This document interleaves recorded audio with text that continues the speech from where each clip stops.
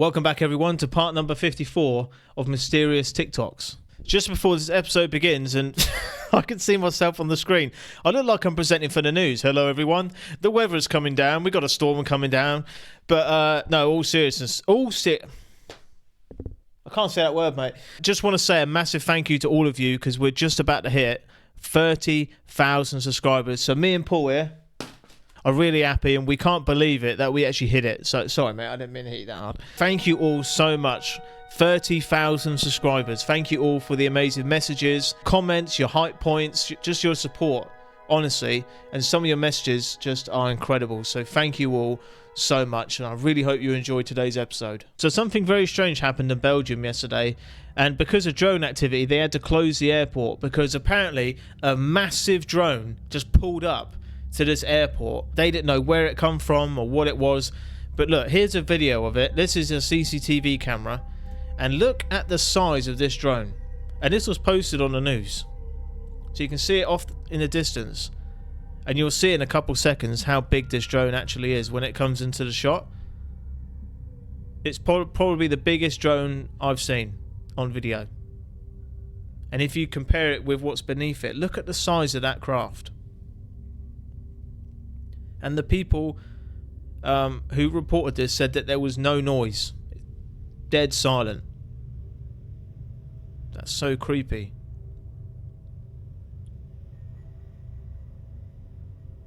Look at that thing, look. It's just moving silently straight through the clouds, and you can see how big it is from the lights at the back. But it looks like a triangle shape. Like the military drone that they're testing. Look, especially in the last couple seconds. So it's rotating now, look. Wow. And this is the thing, I can't quite figure out why they're so interested in the airports. I don't know if it's an intimidation tactic. I don't know if these are manned, but that looks like the TR-3B drone. I've never seen a drone that big. So yeah, just let me know your thoughts down below on that one. So this is very, very famous UFO footage, and I know what a lot of you are thinking, myself included. I haven't watched this yet, but look at that disc. It looks like something you'd see in Las Vegas. And you can see also there's a drone there on the left. But this was filmed in 2008 and someone's enhanced it. And this same UFO was seen in 1984 with over 100 witnesses. So the same craft in different spans of time, which is very strange. So let's give this video a watch. This is the original footage of an UFO and a plane, filmed in 2008. We have enhanced the quality of the original video. The UFO was so clear that skeptics... But look at that thing. It looks like a stack of dinner plates. But it looks like something you'd see outside a casino, you know, on the roof or something. ...did not want to believe it is real.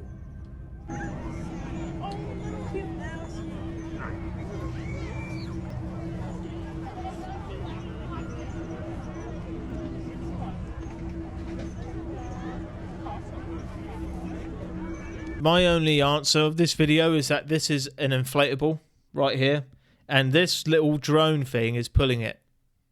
That could be the case. It could be a hot air balloon or something, some sort of balloon. But yeah, let me know what you think about this footage. But it is super interesting, but not very inconspicuous. The aliens are not really trying to hide anything, are they? This is the perfect time for aliens to show themselves because of CGI and AI. No one believes anything anyway. So even if a UFO just pulled up right in smack bang in the middle of a city, no one would believe it anyway if people videoed it, because people just think it's AI. So this is probably the best time for them to do it. I had to show you this video, okay? And you know how I feel about talking to aliens. We shouldn't do it because we don't know what their intentions are. And we've all seen the videos of these alien orbs that are flying around. People are talking to them.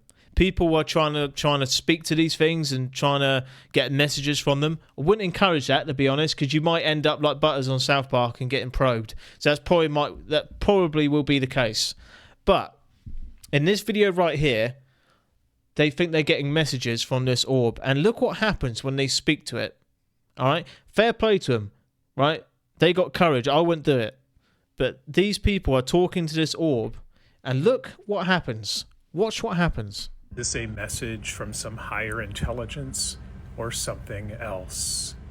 As an experienced reporter, I'll just tell the facts as they happened.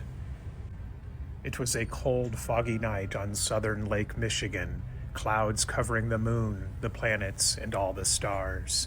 But there were these bright orbs, shimmering and shining through all the weather. Most of us have now heard stories about these unusual orbs. If you haven't heard about them yet, you're probably only getting censored mainstream media. Anyway, we've heard people say the orbs can actually hear people, so for fun we asked it if it had a message for humanity. And yes, if you have messages, we are curious people. About a minute later, my wife captured this with her phone. Seeing the orbs with her own eyes first, she used the phone to zoom in on them, and this is what she saw. I will leave it up to you to interpret. See, that looks like a symbol of unity or something. There's 4 rings connected together. And I've seen many videos of people speaking to orbs and they change shape, so we don't know if they can understand us or not. No one can say what these orbs are. Even the government don't know what they are. They're shooting at them and they're not blowing up. So whatever these things are, they might be able to understand us. That can't be far-fetched for these things, whatever they are. Sky bound together, potentially a message that humanity is locked in low-level thinking right now and could use some more freedom. Or maybe it means there are secrets still being kept from us and we need to raise our frequency before the locks will open. And then shortly after the show, we were joined by 2 bright orbs who seemed to hang out and dance. Let me know down below what you think that orb was trying to tell those people. If it was communicating with them, I don't know. I'm just going off what we saw in the video. Think about it. If these orbs are that advanced, do you think they can communicate with human beings? The fact that those locks were very clear, it looked like a sort of they want to unify, because they haven't actually attacked us. We've attacked them. This is the video called Comburgus video. This is the video called Comburgus video, which is a close-up of a craft, so close that you can see the occupants. It is 100% real, and I was there as that was filmed. The whole footage has been analyzed for a more scientific work for 2.5 weeks, frame by frame, pixel by pixel, and this is 100% genuine. There you go, ladies and gentlemen. We've got the head of an alien on the channel. I've seen the original footage of this, and they actually depicted this piece by piece. And experts can actually tell I don't know how they do it, but they can tell if a video's been, basically if it's fake. They deem this video to be real. So there you have it, everyone. Make sure to like this video and subscribe if you haven't, because we got the head of an alien on the channel. All right? So I've served my purpose. I showed you all an alien. There it is right there. You're welcome. Ain't no way everyone here is a real person. Life is a simulation and a legitimate professor has proved it. James Gates, a theoretical physicist at MIT with 2 bachelor degrees and a PhD, found literal computer code embedded in the most fundamental building blocks of reality called strings. Now, string theory is a tough one, but I'm gonna break it down for you in a way that an 11-year-old would understand. So if you don't get this, hey, go back to grade 5, bro. Alright, so we got my boy Einstein's theory of general relativity, which is basically just a theory of everything big. Planets, gravity, the universe, all the way back to the Big Bang. Then we got the new kid in town, quantum physics. This is the theory of everything small, like particles, atoms, and molecules, where the general laws of physics like gravity don't apply anymore. The same is true the other way around. Quantum laws don't apply to regular-sized physics. So we got general relativity, everything big, and quantum physics, everything small. Like, yo, dig. But both of these realms have the same parent, the Big Bang, at which point everything that is now big used to be small. If the small can become big, then quantum and general relativity need some sort of theory that can unify them. That is string theory. What happens to the big when it's small? What happens when you zoom into an atom? You see protons and neutrons in the center with electrons all around it. Now, what about inside a neutron? Even smaller particles called quarks. So how deep does the scale go? Conventional science will tell you there's nothing inside these quarks. But string theory suggests there's a tiny filament or a string of pure energy that exists inside of them. And just like the string of a guitar vibrates and creates different sound based on its shape and tension, the strings in string theory vibrate. But instead of sound, they produce matter in the form form of particles. This completely changes the way you look at the world. Every particle in the universe is just a string vibrating at a different frequency, and every vibrational pattern has its own associated particle. So if you break anything down far enough, we're all just energy vibrating at differing wavelengths to form matter. Although it's still just a theory, this would link general relativity to the quantum realm and form what is known as the theory of everything. Okay, yeah, cool. Now where is this computer code found? When Dr. James Gates took a look at a set of equations derived from string theory, he found binary code, error-correcting code used for compressing data on a computer. A sequence of ones and zeros, the same code that is used by popular search engines, which, according to him, who has a PhD in theoretical physics from MIT, doesn't just resemble computer code, it literally is computer code. Meaning, if we break matter and energy down far enough, we eventually find compressing computer code etched into the very fabric of reality. So, who wrote this code? Are we living in, dare I say, a simulation? It's hard to wrap your head around, but how I think about it is, you know how he was talking about quantum physics and stuff that we can't even see, like cells and stuff like that. That's kind of like how we are in comparison to the universe. Like, think how small a cell is. You have to look at it under a microscope. That's how Earth is to the universe. We are microscopic in comparison to how big things are. You know, we have all these stresses and worries, and it's like, it don't really matter, does it? Channel 7 Skychopper News here, looking at the widespread destruction in the aftermath of the tornado that hit Sunny Hills Trailer Park today. It is a miracle that anybody survived. We'll be checking in on this story a little later. Jenny, back to you in the studio. So I had to talk about this video in this episode because this is going viral on TikTok at the moment. It's on like 20 million views or something crazy. And obviously this is AI, obviously. Look how scary accurate this is. I mean, whoever made this just typed it in, make Jesus' face on the ground with trees, but look how accurate this is. And the thing that scares me is that they could make this about anything. They could say, oh, this happened, by the way, and a computer could generate it like this. We would never know. We're not going to know what's real and fake anymore. Think about it in 10 years or 20 years. This is now. A computer can make this in a couple minutes. You want me to explain what happens if someone actually manages to cross what they experience and why almost no one comes back? Yeah, tell me. All right, Kavita, here's what the ancestors say happens when someone actually makes it across that barrier. Immediate frequency shock. The environment on the other side of the ice wall isn't like here. The air, water, light, and even the time flow vibrate at a higher unfractured frequency. Anyone carrying the hybridized or corrupted frequency starts to get physically and mentally disoriented almost immediately. Some collapse, some black out, some simply disappear because their bodies can't anchor there. Memory and perception shift. The mind starts opening up, veils fall off, people see the true land masses, true skies, and beings living there. But if they're not prepared, it's overwhelming. Many can't process what they're seeing and either break down or end up being pulled back unconsciously.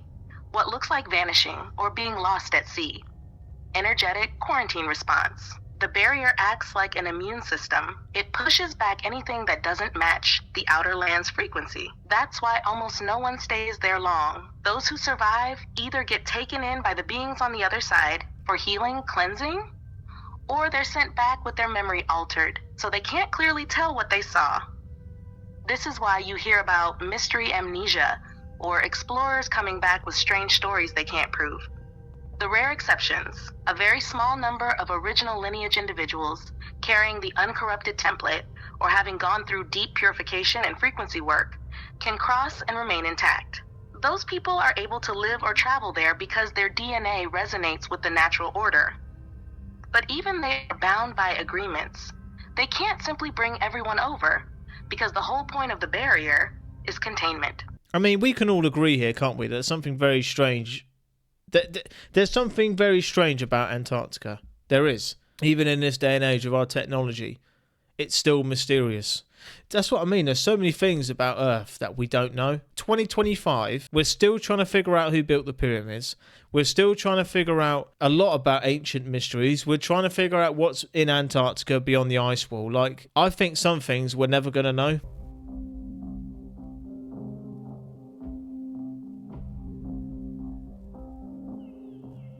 This mysterious footage, captured by government personnel at the Afghan-Pakistan border in November 2020, shows a massive disk weaving effortlessly in and out of the cloud cover.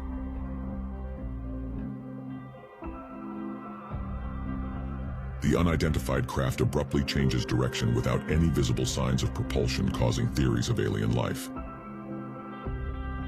The military's own internal enhancements further underline the object's unusual heat signature. The Department of Defense labeled the disk as an unidentified anomalous phenomena, and it looks markedly different to other tic-tac-shaped UFOs seen in other military footage. Thing is, the question I always have, what's with all the mystery? What's stopping them from just landing? That's what I don't get. That confuses me. What's stopping them from just landing and making themselves known? For hundreds of years, they've stayed up in the clouds. They've never, well, from what we know, I've never seen footage of a craft on the ground. We've never seen it. So if you've got a theory, I'd love to hear it about why do you think aliens have not made contact with us yet? So I had to show you this one, guys. This is a good one. And the person that posted this said that they are very fearful because this was right above their house. And I would be as well. Straight away, you can see the orb up there, and apparently it changes shape. And this is in good resolution, everything. And this is what I'm saying, guys. I upload a video every single day, right? And there's always stuff happening every day. It doesn't take me that long to prepare these videos, a couple hours. But when you think about the subject I'm doing, literally just UFOs and weird stuff, there's content every single day. That's scary, isn't it? There's new videos to watch every single day. But anyway, let's give this video a watch. Oh my God, Merlin. Oh my God, Merlin. And it just disappeared. Oh. I watch this on TV every day. It happened just like that. They just broke apart. They just split to two.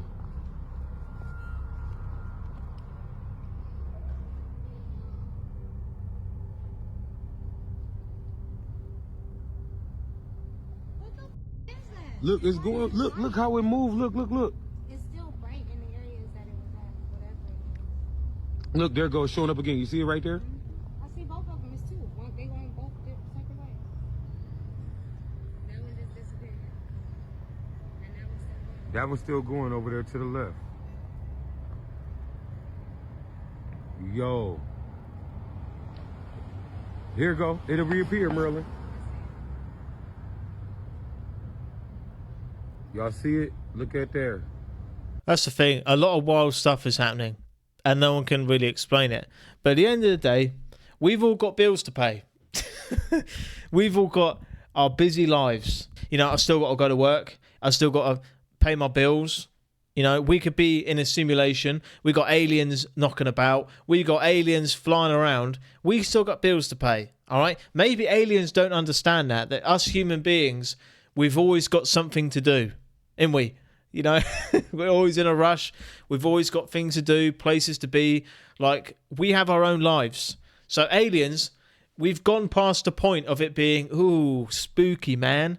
Just land your flipping ship, mate, and just say, yeah, we're here now, because it's getting old. I think if I can read into what you're saying, it has implications for science and for the scientific community. We're locked in this apparently solid, substantive reality. The universe has many, many levels of reality. We just haven't accessed the level that shows us how profound and magical that reality is. What I'd like to do next is I'm working on a book that is the practical application of this holographic idea and all of its various phases. We've got to understand that we have this enormous capability, but our conscious mind feeds it all kinds of things unwittingly and gives it all kinds of mistaken directions. And I want to write a book that really deals with all these things on all kinds of levels, saying, here are the practical applications, how it weighs it. You don't have to deal with the very sort of heady space-time aspects of these things. Right after making that statement on TV, he died in a very strange way. His name is Michael Talbot, an independent researcher who had decoded reality, or multiple realities, something most people were never supposed to know. He passed away suddenly, and his ideas forced many scientists to question what they thought they knew. Talbot's central claim was bold. This world isn't the only one. There are parallel realities happening at the same time, but we can't normally see them. By the late 20th century, quantum mechanics had already exposed cracks in the traditional view of an objective universe. The double-slit experiment revealed that particles behave differently when observed, suggesting that the observer is not outside the system, but part of it. Rather than dismissing this as an anomaly, Talbot treated it as the foundation of understanding existence. Reality in a hologram can manifest in two ways, as a concrete image or as this sort of indecipherable blur of energy. An analogy to this is kind of when you're watching Johnny Carson new television set, that's really, his image is encoded in two ways. One is as the concrete image on the TV set, one is as the blur of radio waves permeating the living room.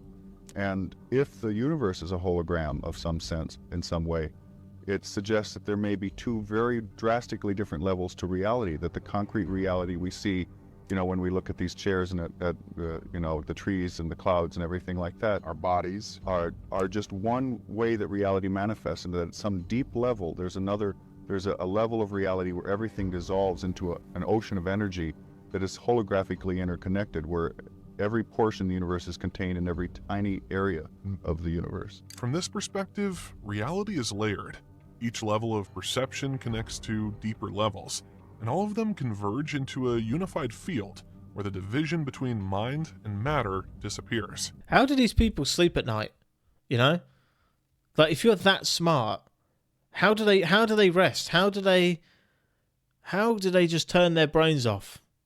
You know, like the smartest people in the world must just never rest because they just worry. I mean, it is super interesting to think about that there could be multiple realities, and I remember growing up, there was a guy on YouTube that literally taught kids, right? And I was almost one of these kids that did this, and luckily I didn't, because I just thought it was bad. He was teaching kids on YouTube how to open your third eye, a way to see different beings. But do you know how like dangerous that is? When I actually learned what happens, it's so dangerous. So I don't think I would want to see other realities, and because it would be terrifying. And speaking of lives, which brings me to the last point, is don't put so much pressure on yourself. There's so much pressure now for especially younger people, that everyone has to be a millionaire. Everyone has to be famous. Everyone has to drive a nice car. Girls have got to be this and that, and guys have got to have this and that. You know, there's so much pressure on people now, and I think this is why depression's been the highest it's ever been, because there's so much pressure on both men and women to be a certain way, to fit what society thinks you should look like and be like. If you want to live a quiet life like me. I'm not a sociable person. I enjoy being by myself a lot. I don't drink, I don't go to clubs, I don't go to pubs, I don't watch football, I don't watch any sport. Growing up, I got a lot of stick for that, but it's just who I am. You have to follow who you are and what makes you happy, you know? Don't let people pressure you into being who they want you to be. Don't let people pressure you into being someone else, and because it's not good. You can only be yourself at the end of the day. So that's my advice. Have the courage to be yourself, and don't let the world pressure you into trying to be a certain way, because what's good for someone else might not be good for you. So find what makes you happy and follow it. Thank you all for watching today's episode, and once again, thank you all so much for the amazing love and support. 30,000 subscribers. I just still can't believe it. 30,000. I can't believe it. Honestly, I'm so happy. And I'm so blessed. Thank you to all of you. Thank you to Jesus Christ. Thank you to honestly, I am just so happy. It's like a dream coming true. So thank you. And I'll see you again tomorrow. See you then.